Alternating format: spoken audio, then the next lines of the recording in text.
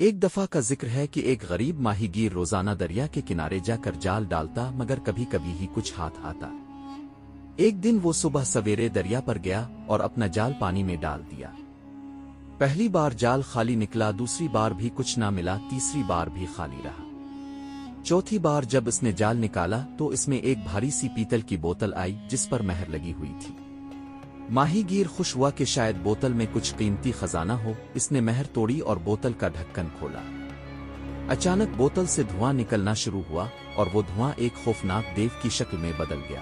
دیو نے کہا کہ وہ ہزاروں سال سے اس بوتل میں قید ہے اور اب جب وہ آزاد ہو گیا ہے تو ماہی گیر کو مار ڈالے گا۔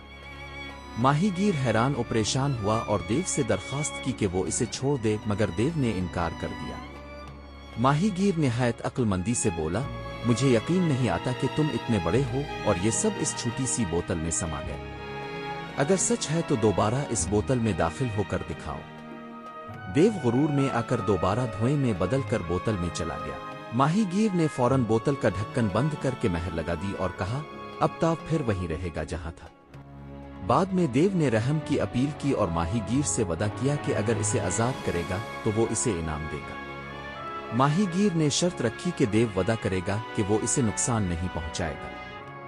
دیو نے وعدہ کیا، ماہی گیر نے اسے آزاد کیا اور دیو اسے ایک جادوئی جھیل کا راستہ دکھانے لے گیا جہاں سے وہ سونے کی مچھلیاں پکڑ کر بادشاہ کو بیچنے لگا، اور یوں ماہی گیر امیر ہو گیا۔